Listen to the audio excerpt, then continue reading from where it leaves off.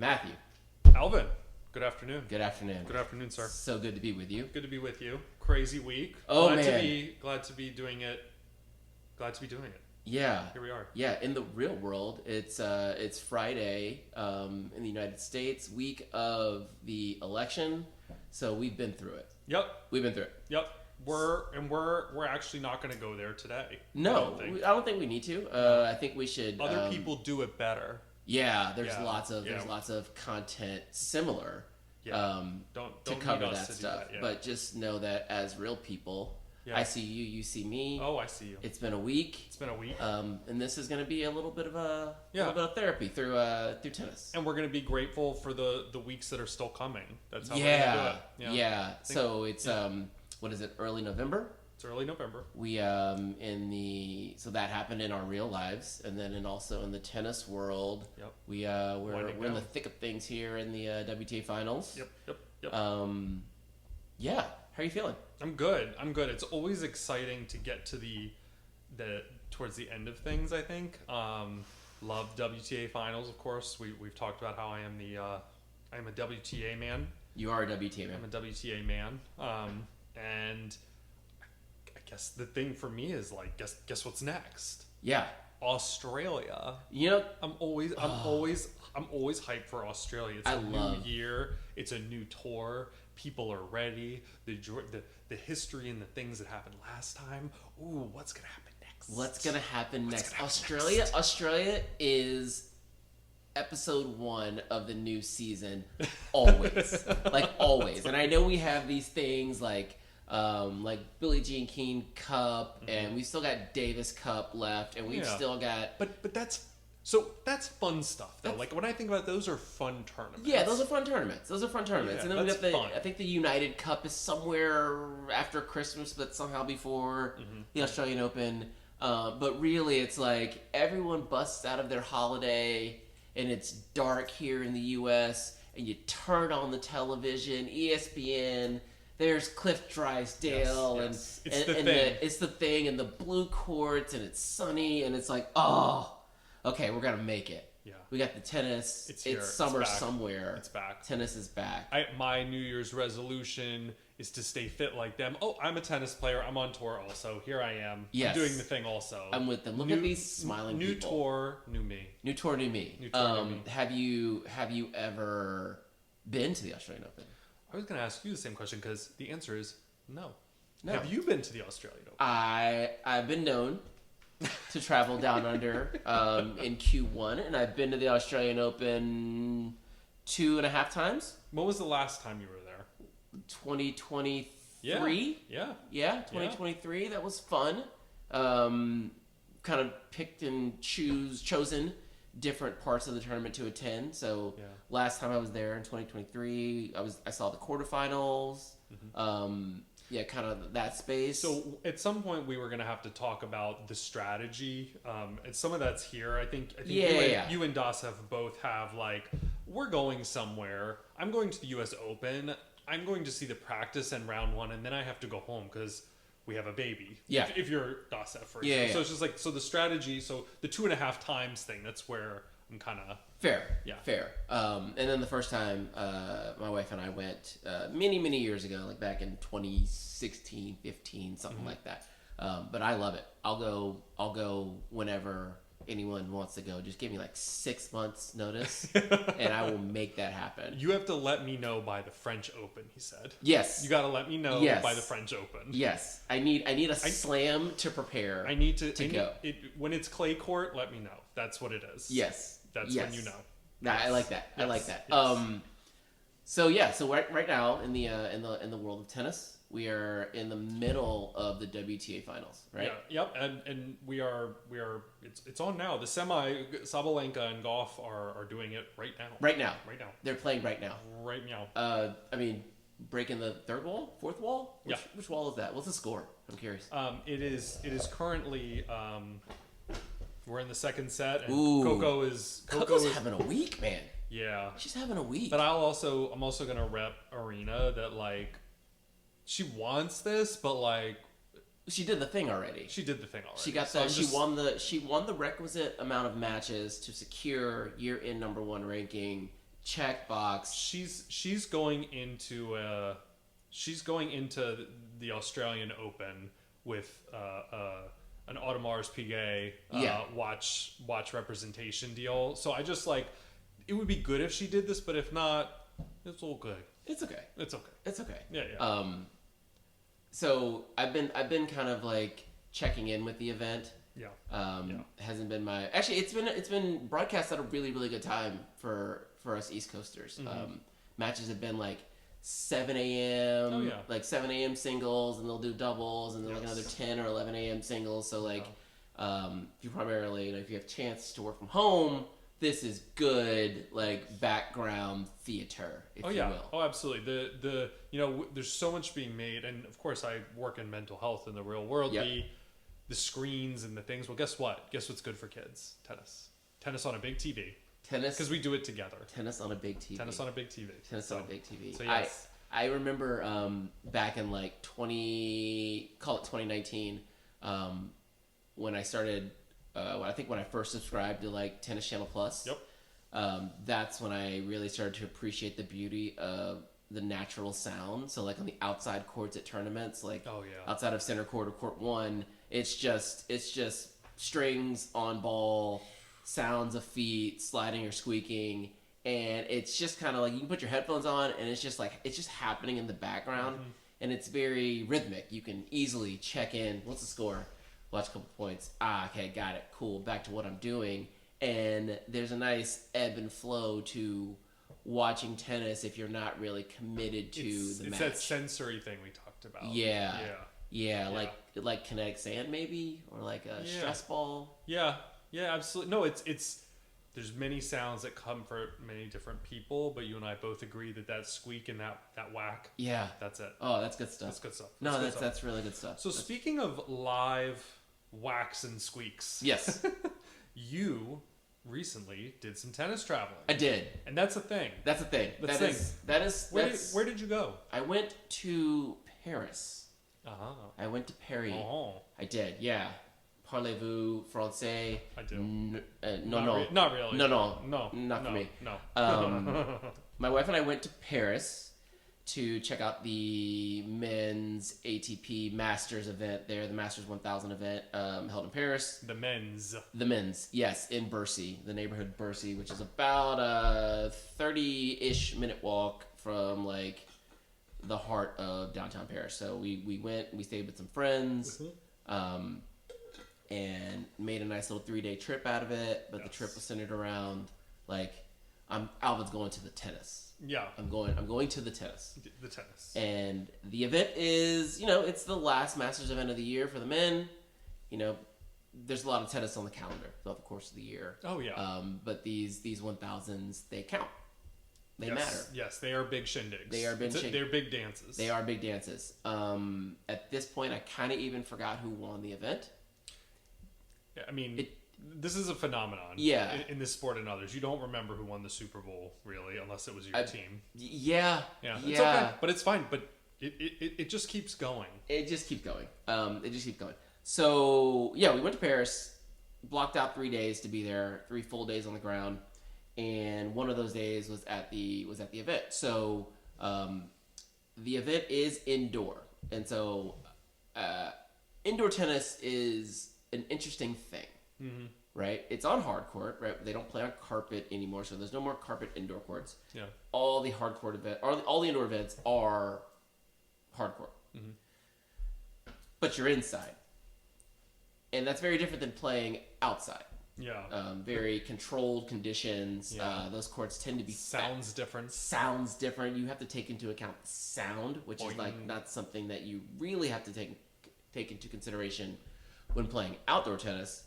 But sounds are real, lights, the whole deal. And there are no Grand Slams played indoor. No. Indoor hard courts. No, for sure. And I mean, while you were talking about it, I was thinking about like, there probably should be more indoor hardcourt tennis, because I can't even imagine what the telescoping roofs of the nicer slam, right? Like, yeah. I mean, it would be a lot cheaper to do a lot more things inside. So, I mean, so you look at your slams though, right? Like Australia, French Open, Wimbledon, they all have roofs for inclement weather on Wimbledon? Wimbledon does, yeah. Oh, really? On at least one court. Some of them have two. I think, yeah, some of them have two. So it's not planned for that. It's tennis is an outdoor sport. These slams are outdoor slams. But if it rains and you need to keep the trains moving, then well, it creates stress. I mean, I can't remember when it was, but it was sometime in the past 12 months. I mean, there was significant rain delays and stuff got slammed together. And probably French Open. Yeah, it was French Open was nuts. Yeah, exactly. So it's just one of those, and maybe it's not that. Of course, the main stadiums are always going to have like a it's always going to have the thing, but the smaller matches, I don't know. I might be pro roofs. Pro roofs. You know what? From a fan standpoint, okay, I'm not an indoor tennis fan. Sure, I'm not. Yeah, but I will say, compared to some of the other outdoor events I've been to, like Miami or the Australian Open or Wimbledon or US Open, weather is not something you have to consider. So, like, if I go to Miami, I have to think about, like, what am I going to wear? Because it's going to be 90 degrees. Right, in the shade. In the shade in late March, and I'm going to be sweating because I'm going to be outside all day, and I got to walk a lot from the practice courts over to the match courts, which I love it. Don't get me wrong. I'm not complaining. It's just like, if I go down for a day or two, I need to be thinking about these things. Right. You have to pack. You got to pack for it. Yeah. And like, let's use Miami as an example. It's not in a place where you really want to hang out. Like, I think it's in Miami Gardens. Mm-hmm. Miami Gardens, which is not like, it's not Miami, right. Will Smith, Miami. Right. It's not even Coral Gables. Right. It's Miami Gardens. It's they play it at the Hard Rock Stadium where it's Florida. It's more of a Florida than a Miami. Yes. Is that yes. In the way that Atlanta's not Georgia. No. Yep. Yeah, Miami Gardens is Florida. It's more of a Florida experience. More of a Florida experience. Sense. Yeah. So speaking of experiences, tell us more about because one of the things that you have there's a lot of strategy about your tennis travel. Yes. Which is one of your things. Yes. Okay. Yes. There have been conversations between you and Dasef that I witnessed, in our communication about what the strategy is, how to see things up close, how to do it. So, like, for the Paris Masters, what was the plan? So, how did you approach it? So usually when I'm going to an event, right, I want to get out to the practice courts because that's where you can easily see, like, all the players, like, what is admittance to the practice courts? Once you're on the grounds, once you bought a ticket and you've gotten in, like whether you're going center court 1 or you've got just regular grounds admissions, you can just walk out to the practice courts. So like it's I feel like that's not a super common thing that a lot of people do. So that's why I'm just making sure that information. I think it's becoming more popular, but like there are some events where they do a really good job of like promoting it. So like the US Open, they promote it. ESPN often sets up their one of their telecasts, but it's like right in front of like P1 through P4, so like right. You can see and those are easy to get to. I've been there. Yeah. And at Miami, it's not hard. They're not hard to get to. You just walk to the back of the grounds. It's right there. It's very accessible, and I find it to be a lot of fun, especially in the early rounds when some of the matches are a little dicey. You might not get great matches that you want to see. You might want to see someone. Well, that's the thing about, like, you can go see somebody for real, like 100%. Like it's probably easier. And my mind goes to Nadal at the top. Like, you could go see him practice a lot easier than you could see him play a final. Yeah, if you want to get a feel for what if you want to get a feel for what Arena Sabalenka feels like on the tennis court, experience. Just go walk by her practice, and you'll get a much better vibe of that, like the experience, than you will like if you're like top tier at Ash, like round 2 on some night. Well, I remember sitting there watching Serena play, and I guess it was 2019, and like I look over and people are talking, and they're like, I'm like, but the match is right there. Can you be quiet? And like seeing people practice is like I think it's way intimate. It's very intimate. It's way intimate. It's very intimate. If you're into it, that might be even more interesting than a match, because a lot of times I feel like with sports, the way TV works now, it's amazing. Yes. Right? Like the angles, the time, the commentary, but like there's certain experiences where seeing it live is so much more, I don't know, it's a different thing, isn't it? It's a different thing. I feel like the best way to watch a tennis match is to watch it on television. Like, full stop. Like, if you want to watch a tennis match, like, you're really interested in this match, watch it on television. Yeah. If you want to be at the tennis tournament, which I call them tennis festivals, do the thing, get in there. The entertainment product. Yes, and if you want to see someone play tennis, go to the practice courts. There it is. Watch them play tennis. That's the strategy. Watch them work. So who did you see? Yeah. Who did you see practice? So here's the thing about Paris, where it's very different than another outdoor Masters event. Practice facility is off-site, somewhere secret. They're not going to tell you where it is. Is that because of logistics, or is that because of high profile? No, logistics. It's an indoor tournament. They only have 3 courts in this arena. It's not a complex. 1 upstairs, 2 downstairs. Yeah, it's not a full-on 20-court complex that you build in a parking lot or some purpose-built space. It's a very small, all things considered, a small place to pack in 3 tennis courts. For a 1,000 event. Oh, it's a 1,000 event.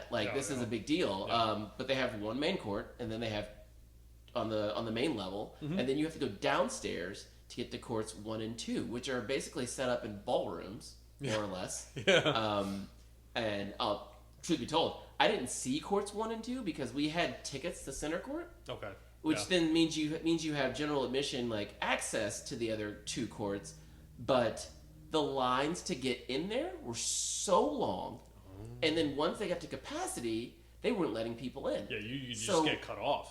You get cut off. So normally I'm a big fan of, hey, buy the grounds pass, do the things. Yep. But in this particular instance, and I feel bad for the people who did buy grounds pass, I feel like they got sold a really, really bad deal. Once you come in the arena and you want to line up, like queue up to go downstairs, holy moly, I took some pictures. Those people were just standing there. Because then there were signs everywhere that said courts 1 and 2 are full.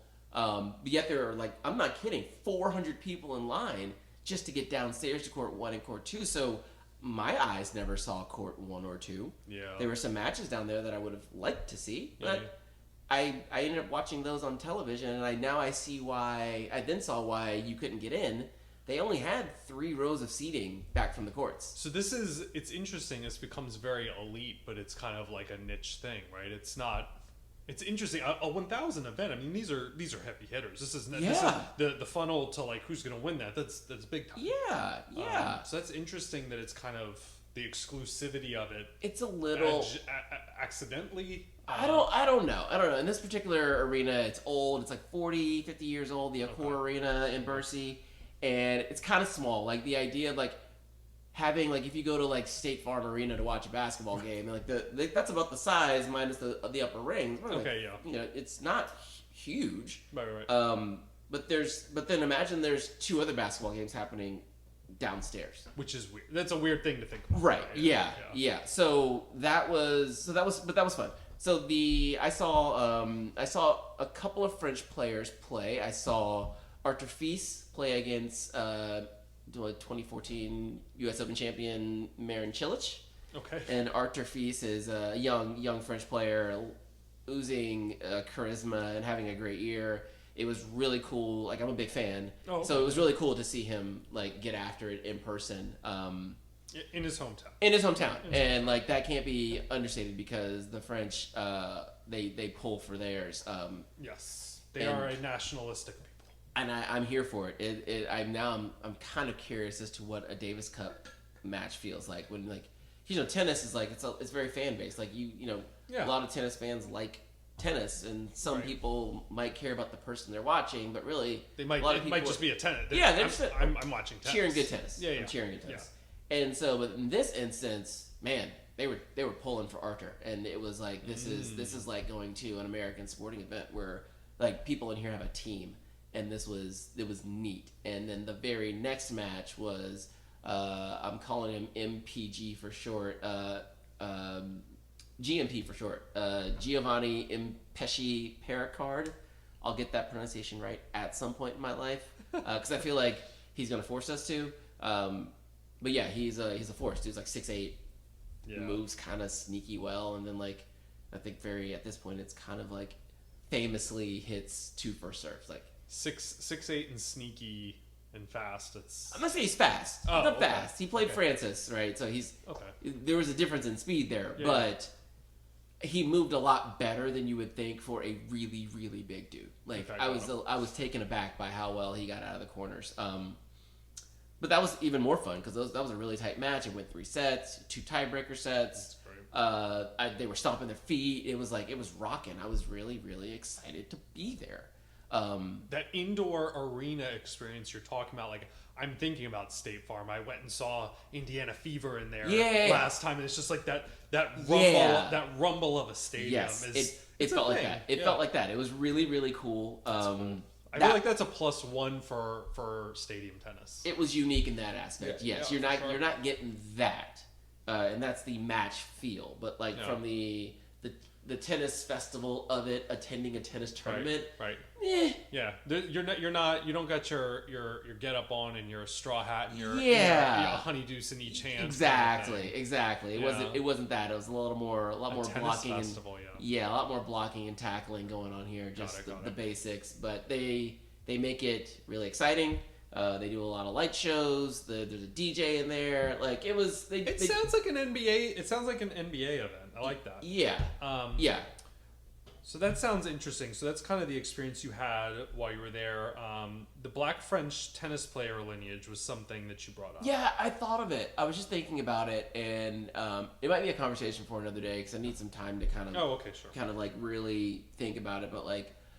Right now, we've got this space where the 2 of the top 3 men's players that are French are black, so of African descent somewhere down the line, coming off the heels of the recently retired Joe Wilfried Tsonga, who was one of the top French players for years, also black.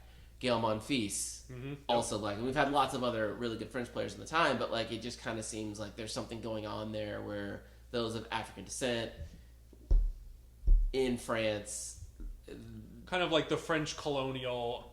There's something going on there. I'd like to at some point maybe do a little deeper dive, or maybe talk to someone who knows about what's going on there. And maybe there's nothing going on there, and it just happens. Yeah, like Hugo Humbert is the #1 French player right now on the men's side, and he's not black, so it could be whatever.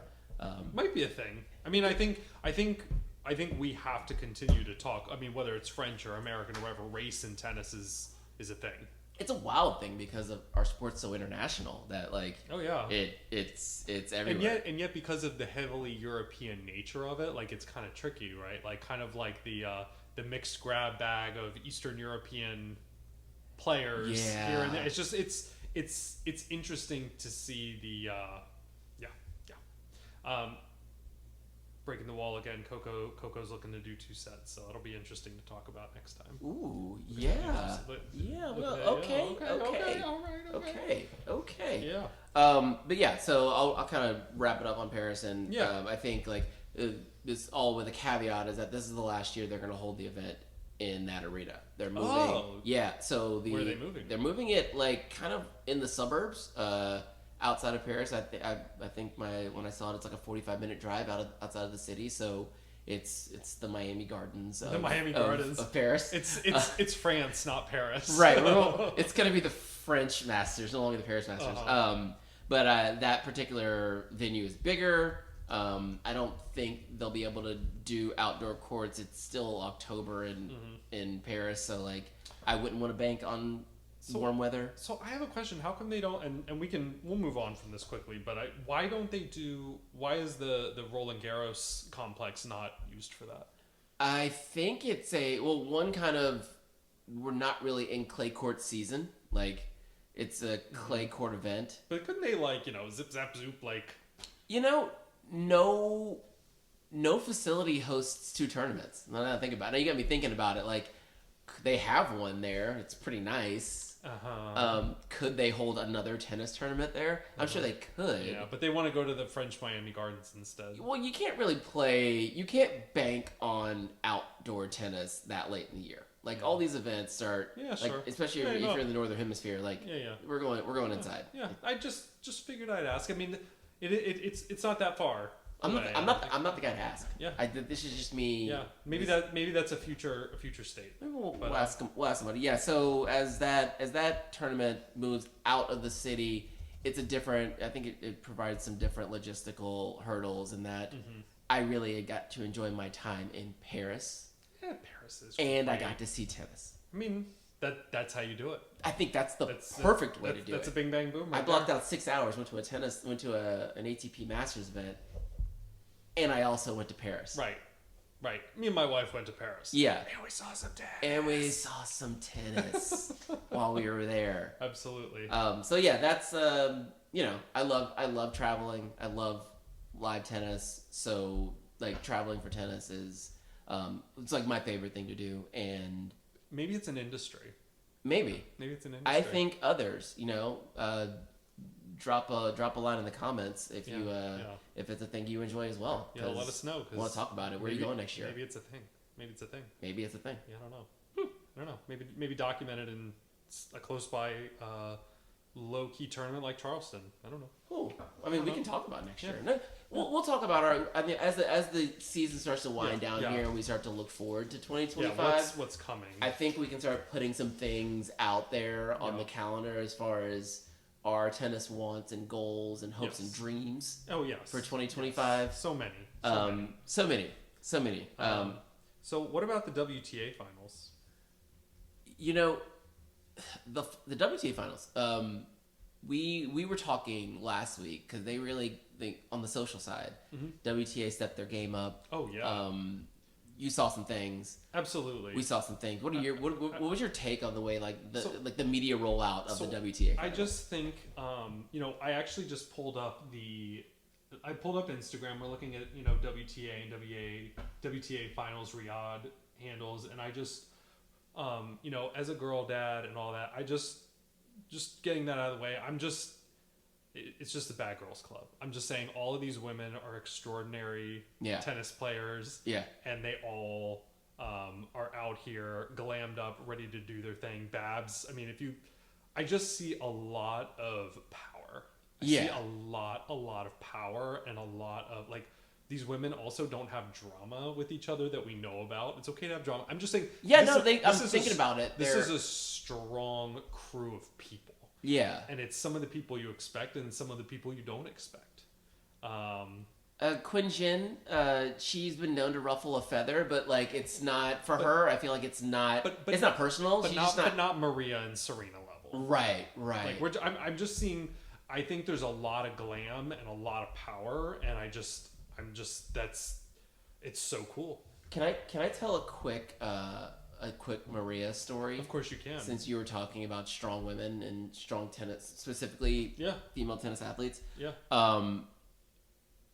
Many years ago, I was down at Nick Bollettieri's academy for, I think I was down there for the Eddie Herr tournament with some of our players back in my coaching days.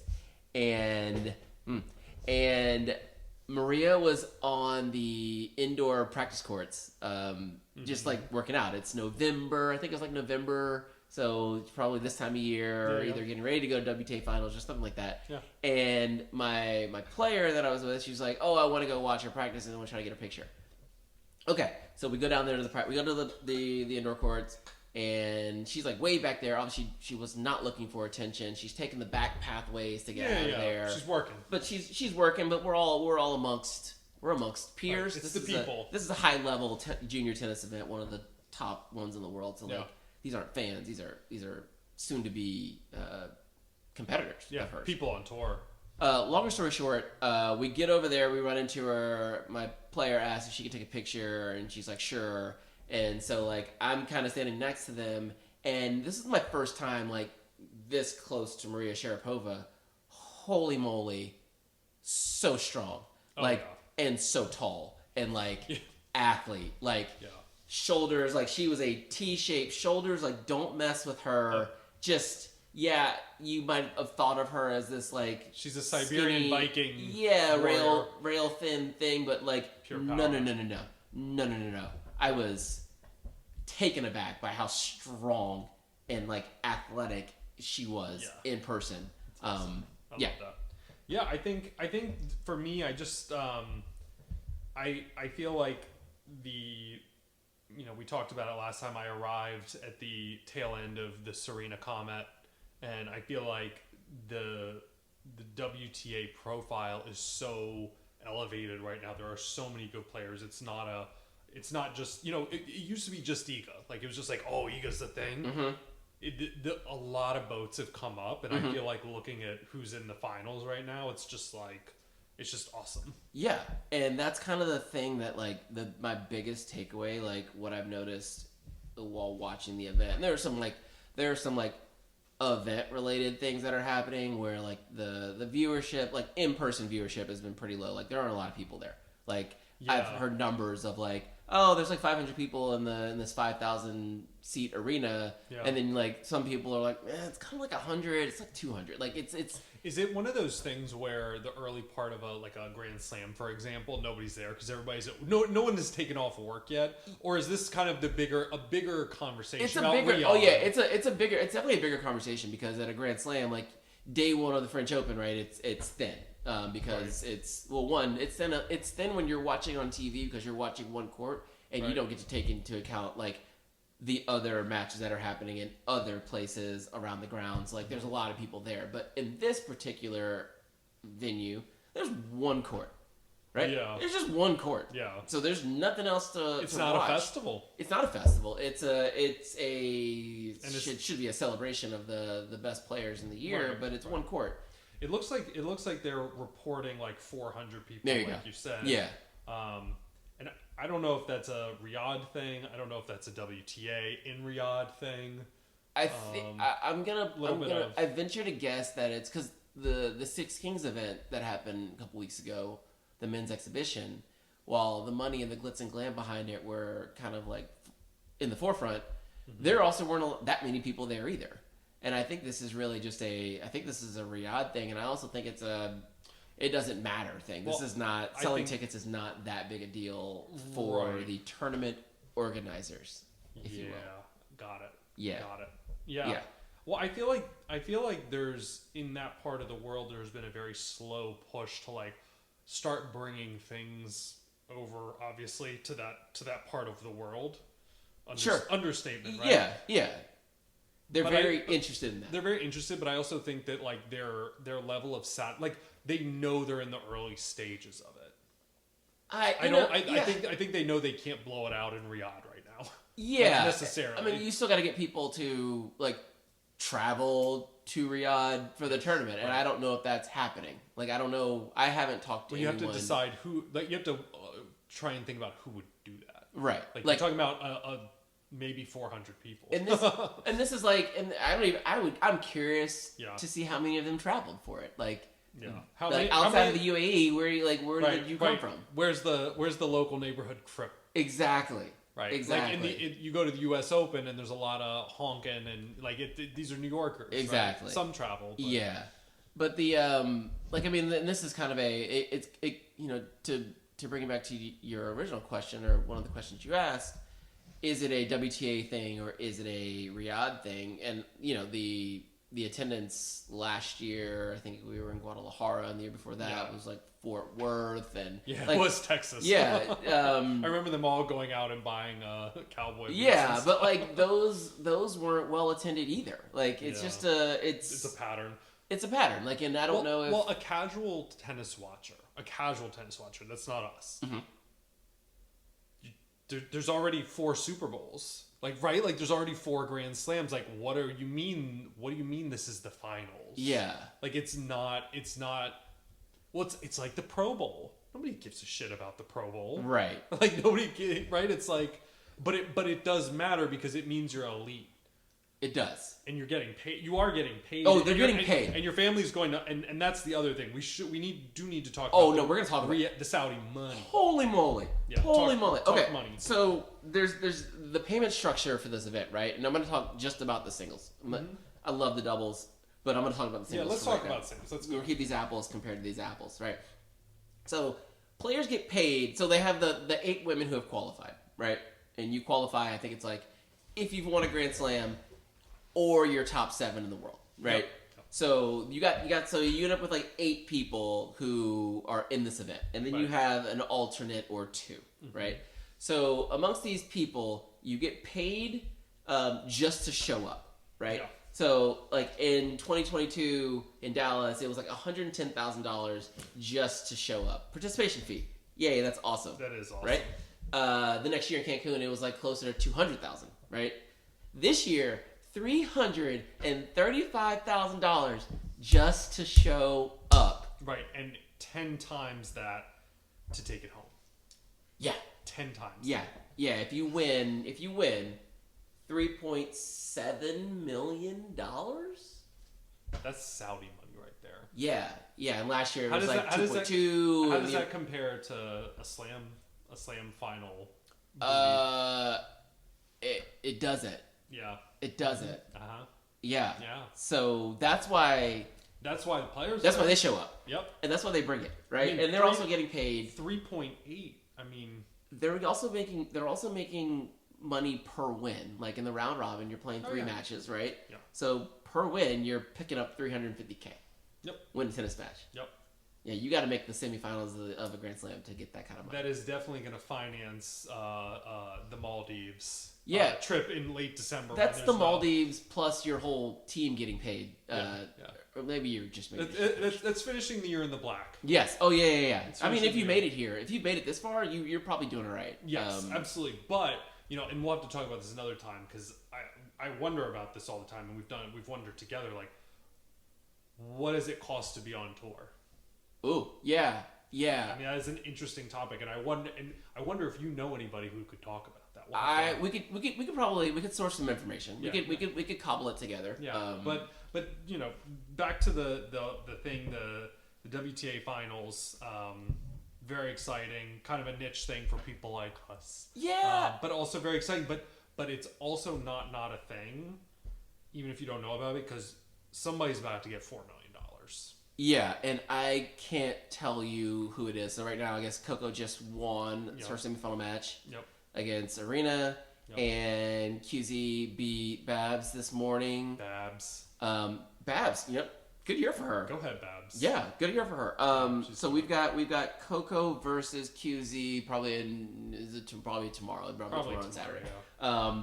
That'll be a good one. Yeah, that'll be a good one. And that's the thing, like, that I really appreciate about this particular event. Like, when I watch a Grand Slam, like, early on, I'm watching for stories, like, kind of random, because we have a lot of women who have There's won. no Cinderella story at the finals. Yeah. I mean, very seldomly, but like in the beginning of a WTA Grand Slam, there are, like, at any given time, like 15 people playing who have won a Grand Slam in their life. Like, there's so many. Right. There's so many. So there are a lot of, like, pockets of, like, interesting matchups in the first 1 to 4 days, right? And then after that, it kind of, like, I kind of don't pay attention until, well, it's very rare that you get, like, a stat quarter like you would in this particular event. Like, oh yeah, no, it's definitely a different flow of energy. I mean, in a Grand Slam, you show up, you're like, oh, it is, but, like, I mean, I miss the round of 16 a lot. Yeah, like, you gotta, like, there's a dip and then you come back out. You gotta pace yourself. But the finals are different. And, like, on the men's side right now, it feels like, if you take Novak out of it, because he's kind of, he's gonna be rolling in a part-time tennis player status here real soon. I can feel it. You've got Yannick and you've got Carlos, and then, like, the rest of the dudes who were born, like, somewhere in the 90s, and it's just like. Baby dudes. It's a little weird right now. It's not that intriguing, but there's, I think there's, to your point, I think there'll be a lot more room for people to show up and make a name for themselves early in the year. Yes. And on the women's side, though, my last point on the WTA Finals is that all these women, like, there's Iga and Arena have kind of separated themselves as the clear, 2 best in the world. But they each kind of have struggles with various amounts of the other players involved. Like, I mean, Rybakina has beaten Arena twice this year. Oh, yeah. At least twice this year. Well, I feel like Iga has shown holes in Yeah. her strategy. And obviously, I mean, we didn't even get to this. We'll have to do that another time as it develops. But we're talking about new coaches. Yeah. Oh, yeah. I mean, Wim's on the scene now. Wim's on the scene. And the drama with the psychologist. I mean, it's going to get interesting. Yeah, and also this week it was announced that Goran Ivanisevic is going to be taking over the coaching duties for Elena Rybakina. So that's that's going to be fun. Well, she had a slump. I mean, it's like she had a weird year. It was She weird. A lot of pulling out of tournaments. I mean, when she shows up and she's healthy, she's right there. Right, but when you don't do that a lot, when people like you and I start to wonder. Yeah, but I would love. I mean, this is a great top 8. I think it's a great way to finish the year. Absolutely. A little cheeky thing happened. Yeah, JPEG played her first 2 matches and then pulled out. She's like, I can't. I had a little. She claimed she had an injury. Yeah. And so she pulled out. Yeah. What do you think? What I think is that might be a little wink because Daria Kasatkina was the alternate, and as an alternate, she went from picking up 140K as an alternate just to be there to played a match. There's your 300. Mm-hmm. Appreciate you. I wonder who doesn't need the money in that group. Yeah. Right. I mean, listen, but also if you look at what was supposed to happen yesterday. Yeah. I mean, playing Iga is not Pegula's favorite thing. Yeah. I don't know. I mean, she beat her at the U.S. Open, but yeah. It's all very interesting. It is interesting, and it's all exciting, and like we said at the beginning, at the end of the year, I get excited. Mm-hmm. After the U.S. Open, I don't fall off, but for me that is where you're sliding into vacation. Well, yeah, we just came off of 3 Grand Slams in 100 days, French to Wimbledon to U.S. Open. It's a lot. It's fun. Lot. It's a great summer. It's great. But now's a good time to turn down the 24/7 tennis and pick your spots and rest up as a fan. Yes, rest up. We deserve the rest. Yes, I need an ice bath after this year and this week too, candidly. But it was so good to get together and get into this today. Yeah, I mean, it was a good thing to do. What do we have this week to look forward to? We've got the men's final in. They are in Turin. Love Turin. I went a couple years ago. Did you tell me that Turin is not going to be the host soon, or is it? Or no, Turin's got it. I think they have it for a few more years because maybe this is probably year 2 for them or 3, I believe. Okay, maybe that was. I knew it was not a. Yeah, it used to be in London at the O2 Arena, and then they moved it to Turin. I want to say in 2022. Okay, that's when I went, and so I think this is year 3. They got a good thing going there. Good weather. It's indoor, but whatever. The Italians are always good for a. Yeah. And we'll come back. We'll let that tournament play out over the weekend, and then we'll talk about it. We'll talk about it. We'll talk about some we're gonna talk off-season stuff. Oh, it's gonna be great. Yeah, it's gonna be great. Well, thanks for coming. This was fun. Yeah, I'm glad we did it. Yeah. And We'll see you next time. All right, brother. Thanks, people.